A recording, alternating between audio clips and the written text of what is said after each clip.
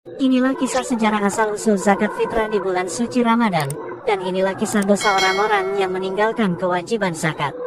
Zakat adalah salah satu rukun Islam yang wajib dilaksanakan bagi setiap muslim. Mengerikan sekali azab bagi orang-orang yang tak mau membayar zakat. Dikisahkan dari Abu Hurairah radhiyallahu anhu, bahwa dahulu di masa Nabi ada seorang lelaki yang meninggal dunia. Nabi Muhammad lantas datang untuk menyolatinya. Namun, tiba-tiba kain kafan si mayit bergerak-gerak. Nabi Muhammad lalu memeriksanya, dan sungguh mengejutkan, ternyata di dalamnya ada seekor ular yang sedang menghisap darah dan memakan daging si mayit. Melihat hal itu, sahabat Abu Bakar lantas hendak memukul ular itu. Namun anehnya, ular itu bisa berbicara dan bersyahadat. Aku bersaksi bahwa tiada Tuhan selain Allah. Dan aku bersaksi bahwa Nabi Muhammad adalah hamba dan utusan Allah. Wahai Abu Bakar, mengapa aku hendak kau pukul? Padahal, aku tak berdosa, dan aku diperintah melakukan pekerjaan ini. Allah memerintahkanku mengazab orang ini sampai hari kiamat. Mendengar alasan dari si ular, bertanyalah sahabat Abu Bakar, apa kesalahannya wahai ular? Ular menjawab, dia punya 3 kesalahan. Kesalahan yang pertama, yaitu meninggalkan sholat.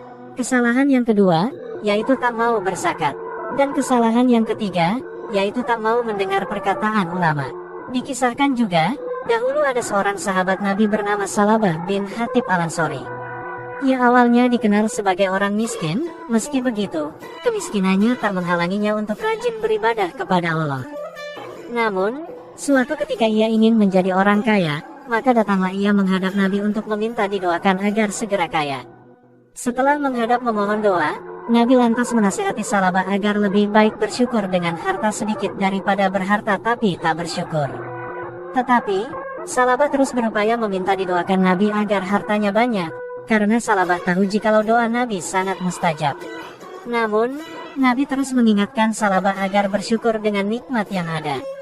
Nabi saja tidak kaya raya. Padahal, jikalau saja Nabi mau minta kaya pun pasti Allah kabulkan. Salabah lantas terus membujuk Nabi agar didoakan. Ia juga berjanji, jika kaya kelak ia akan menyisihkan dan memberikan hartanya kepada orang yang membutuhkan. Akhirnya, Nabi lantas bersedia mendoakan Salabah. Ya Allah, berikanlah harta kepada Salabah. Kemudian, Allah Subhanahu wa Ta'ala mengabulkan doa Nabi. Allah Subhanahu wa Ta'ala kemudian memberikan harta melimpah kepada Salabah. Awalnya, Salabah hanya memiliki seekor kambing, kemudian kambing itu berkembang biak menjadi banyak.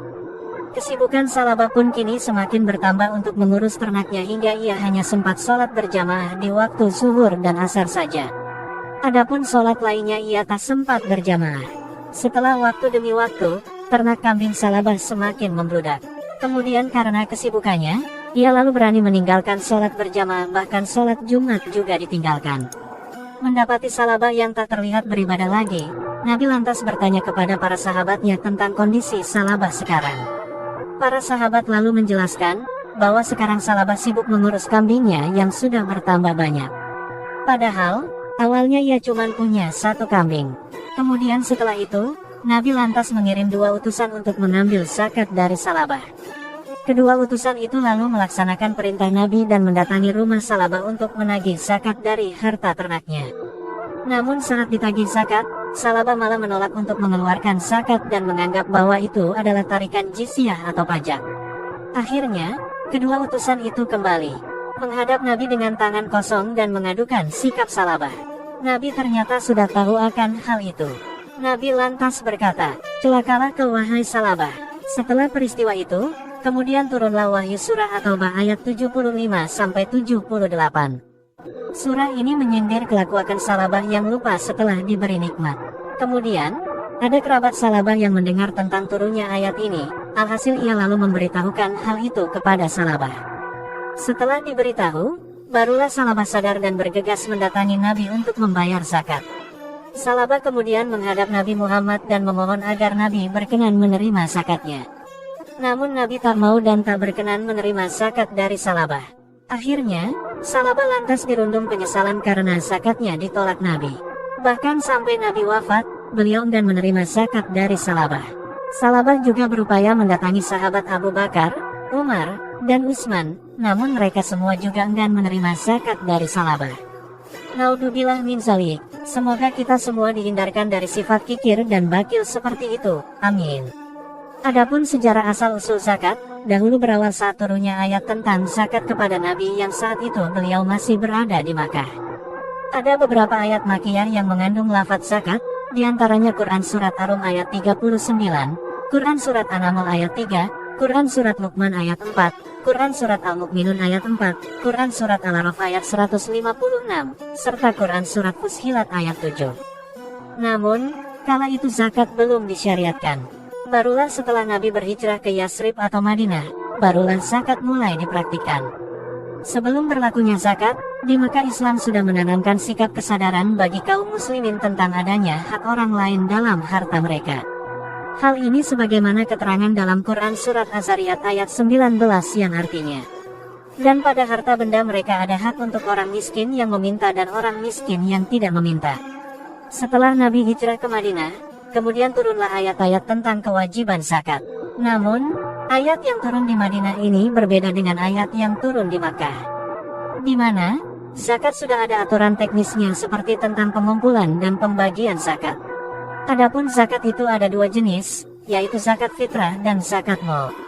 Kewajiban zakat fitrah berlaku mulai 2 hari sebelum Idul Fitri tahun kedua Hijriah. Lalu, di bulan Syawalnya muncul kewajiban zakat mal atau zakat harta. Lalu di tahun 9 Hijriah, turunlah Quran Surat At-Taubah ayat 60 yang menjelaskan siapa saja yang berhak menerima zakat. Di antara hikmah berzakat, adalah untuk menghilangkan kemiskinan dan menumbuhkan kasih sayang.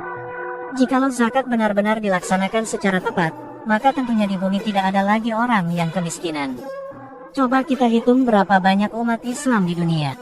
Lalu, kalikan semisal zakat fitrah berupa beras per orang 1 sol, atau bila dikonversi ke kilo jadi sekitar 2,8 kg, tentu banyak sekali hasilnya. Itu baru zakat fitrah, belum lagi ada zakat mal seperti perhiasan, perdagangan, pertanian, peternakan, uang, dan masih banyak lainnya. Rasulullah Shallallahu Alaihi Wasallam bersabda, Islam itu dibangun di atas 5 hal, yaitu kesaksian bahwa sesungguhnya tiada Tuhan selain Allah dan sesungguhnya Nabi Muhammad adalah utusan Allah, melaksanakan sholat, membayar zakat, haji, dan puasa Ramadan. Hadis riwayat Bukhari Muslim. Semoga kita semua tergolong orang-orang yang selalu sadar akan kewajiban zakat. Amin. Semoga kisah ini bermanfaat.